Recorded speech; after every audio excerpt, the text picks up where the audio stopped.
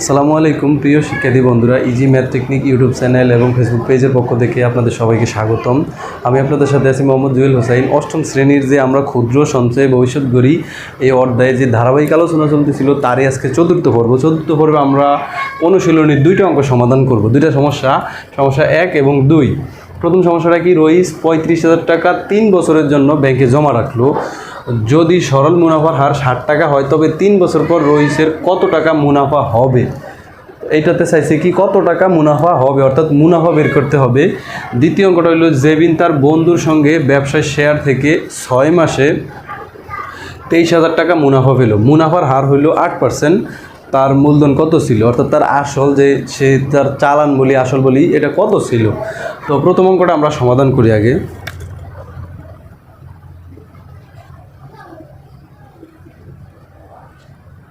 প্রথম অঙ্কটা চাইছে কি যে যেহেতু সরল মুনাফা আছে, যেহেতু যদি সরল মুনাফার হার আর 7% এটা সরল মুনাফা, পরে রয়েছে কত টাকা মুনাফা হবে, তাহলে সমাধান আমরা জানি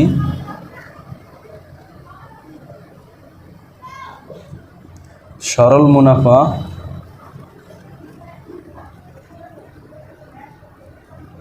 I = PRN। এখন আমরা এখানে মান বসাইলে হয়ে গেল।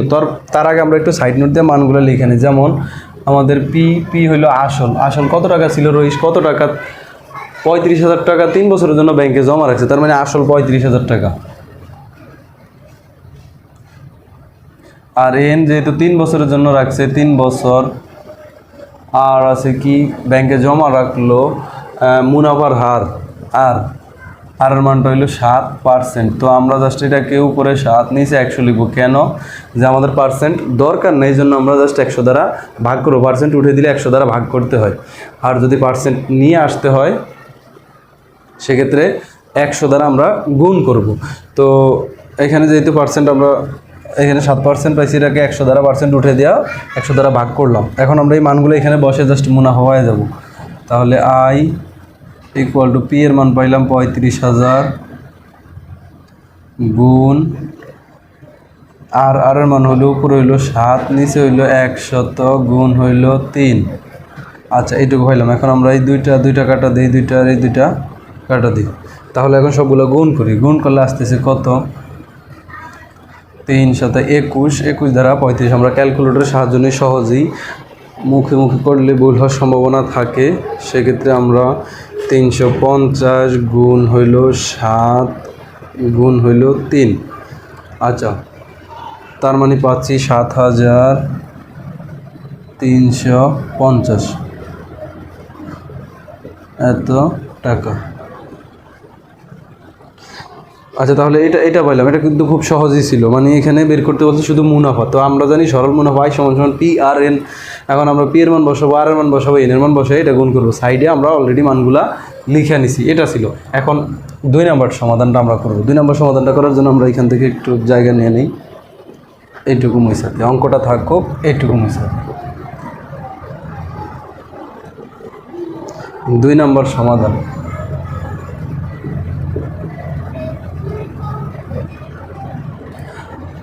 2 নম্বরটা বের করতে বলছে কি, তাও একই জিনিস, যে বলছে জেবিন তার বন্ধুর সঙ্গে ব্যবসা শেয়ার থেকে 6 মাসে 23,000 টাকা মুনাফা হইল। মুনাফার হার 8% হলে তার মূলধন কত ছিল। আমরা একই সূত্র দ্বারা করব। তাহলে আমরা জানি I = PRN, কিন্তু কথা হইলো এখানে মূলধন চাইছে। তার মূলধন কত ছিল, মূলধন কত টাকা, যে সে যে ব্যাংক থেকে তার বন্ধুর সাথে সে কি ব্যবসা শেয়ার থেকে কত 6 মাসে 23,000 টাকা পাইছে মুনাফা। তাহলে আমরা মানগুলো আগে লিখে নিই, তাহলে একটু সহজ হবে। মুনাফা হইল I পাইছে কত টাকা, 23,000 টাকা। 23,000 টাকা আর কত বছরে, 6 মাসে, অর্থাৎ n = হইল 6 মাস। 6 মাসকে আমরা বছরে নিতে হইলে এটাকে আমরা 12 দ্বারা ভাগ করতে হবে। 6 আর হইল 12, তো কাটাকাটি করলে উপরে 1 নিচে আসে 2, তার মানে 1/2 বছর। হাফ বছর কি, হাফ বছর, অর্ধেক, আধা বছর যেটাকে বলি।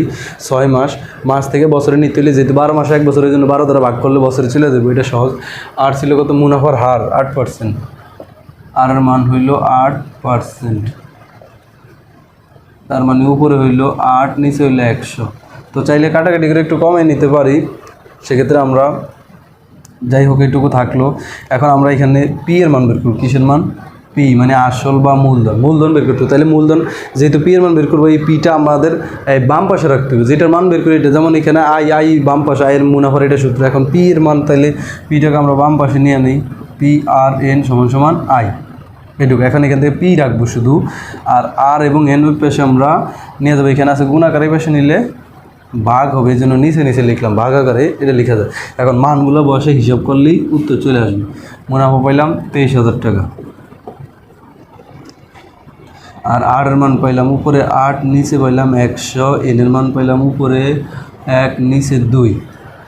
এখন কাটাকাটি করি, 2 একে 2, 4 দ্বিগুণে 8, 4 একে 4, 4 পঁচিশে 100। তাহলে উপরে 23,000 আছে, নিচে 1 আর হইলো 1 এখানে, আর এটা হইলো কত? 25-এর 25। এখন এইটার সাথে এটা জাস্ট ভাগ আকারে আছে, তো ভাগটাকে আমরা গুণ করবো, এই জন্য এটাকে উল্টে দিব। এখানে 23,000 লিখলাম আমরা, 23,000। এখন এটা আছে, এটার সাথে ভাগ আকারে জাস্ট কী করলাম? গুণ করার পরে এই গুণ করলে কিন্তু তারপরের সংখ্যাটা উল্টে যায়, অর্থাৎ উপরেরটা নিচে চলে আসে, নিচেরটা উপরে, লব হরে হরটা লবে চলে আসে। তাহলে উপরে চলে যাবো 25 আর নিচে চলে যাবো 1, তার মানে 25 দ্বারা 23,000কে গুণ করবো আমরা। 23,000 গুণ হইল 25, তাহলে 5,75,000, সব মিলে পাইতেছি 5,75,000, অর্থাৎ তার মূলধন ছিল 5,75,000। তো আমি আশা করি যে খুব সহজেই বুঝতে পারছো শিক্ষার্থীরা। এটা আমি আরেকবার বলি, প্রথমটা ছিল মুনাফা বের করতে বলছে, তো মুনাফা সূত্র হলো I equal to P R N. P এর মান বসাইছি, আর এর মান বসাইছি, এন এর মান বসাইছি, জাস্ট ক্যালকুলেশন করে আমরা এটা বের করছি। আর দ্বিতীয়টা যেহেতু মূলধন চাইছে, মূলধন মানে হইল পি, আসল বলি আমরা অনেক সময়, আসল বলি। তো সেক্ষেত্রে তার আসল ছিল 23, আসল কত টাকা ছিল, আসল বের করব। মুনাফা তো পাইছে কত? 23,000 টাকা। আর যেহেতু 6 মাসে মানে হাফ বছর, 1 বছরের অর্ধেক, তো 6 মাসকে আমরা বছর নেওয়ার জন্য 12 দ্বারা ভাগ করব, এটা হলো হাফ বছর। আর মুনাফার হার 8%, উপরে 8 লিখব, যেহেতু পার্সেন্ট উঠে দিতে 100 দ্বারা ভাগ করব। জাস্ট এখানে এখন আমরা কী করবো? পি এর মান বের করবো। তো পিটাকে আমরা বাম পাশে নিয়ে আসবো, এই জন্য সবগুলোকে বাম পাশে লিখলাম, এটাকে ডান পাশে লিখলাম। এখানে আছে এটা গুণাকারে, এই দুইটা জিনিস আমরা এখানে নিয়ে গেছি, তাতে ভাগ হইল। এখন মান বসাইলাম, মান বসাই যার যেখানে মান আছে বসানোর পরে এটা কাটাকাটি, 2 একে 2, 4 দ্বিগুণে 8, আবার 4 একে 4, 4 পঁচিশে 100। তো নিচে আছে এখানে 25, আর এখানে 1, আর এখানেও 1 আছে, তার মানে 1 একে 1, আর উপরে 23,000 দুইটা পার্ট। এই পার্টটা হলো এরকম, জাস্ট এই সমান চিহ্ন সোজা, উপরেরটা একটা পার্ট, নিচেরটা আরেকটা পার্ট, একটার সাথে একটা ভাগ আকারে আছে, তো ভাগটাকে গুণ করে জাস্ট আমরা উল্টে দিলাম, এটুকুই কাজ। এখন কি?